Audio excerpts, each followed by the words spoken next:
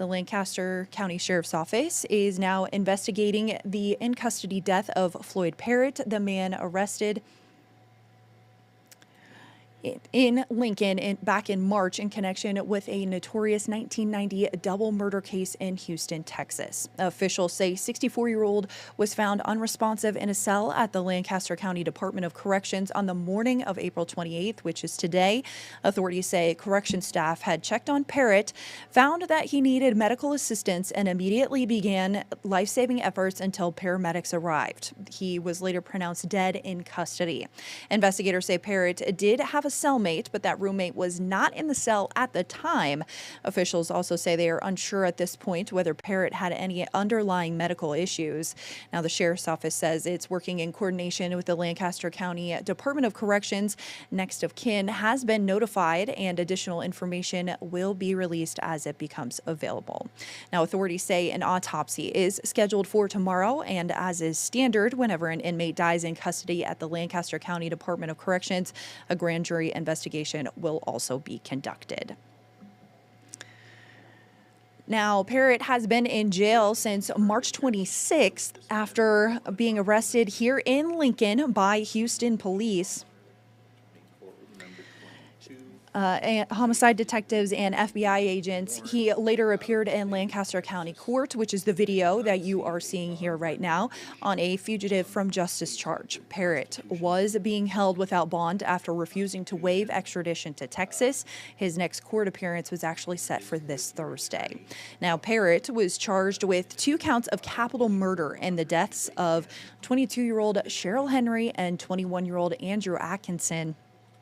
The case dates all the way back to August 23rd of 1990 when a security guard on routine patrol found a vehicle parked for an unusual amount of time near a secluded Houston area known as Lover's Lane. Inside the vehicle, the guard found Cheryl Henry's purse and later confirmed she had been reported missing. Responding officers later found Henry's body in a wooded area under some wooden boards. Andrew Atkinson's body was discovered roughly 150 to 200 yards away, tied to a tree. All this information is according to court records. Investigators also say both victims had their hands tied behind their backs. Authorities allege Parrott sexually assaulted Henry and cut both victims' throats. Now, the killings remain unsolved for decades until investigators say a tip in late 2025 led them to Parrott. Court documents say DNA collected from him matched evidence from the crime scene. So, again, this is Floyd Parrott, a 64-year-old man charged in Houston's 1990 Lover's Lane double murder case. He has died while in custody at the Lancaster County Jail awaiting extradition. Officials say he was found unresponsive in his cell this morning, and an autopsy is now scheduled for tomorrow. We also have been updating our website and will continue to do so with any new information that comes through, including a statement that we had found from I want to point it out to you, from the Harris County District Attorney's Office. They had quite a bit to say in this statement after learning of Parrott's death. Just to give a little information as we're talking about him, I'll read it to you here, but we will also have this in our web story. This is the statement in full from the Harris County District Attorney's Office. They said Floyd William Parrott thought he could outrun the truth. He thought time would erase his past, but prosecutors and investigators never stopped working the Lover's Lane cold case.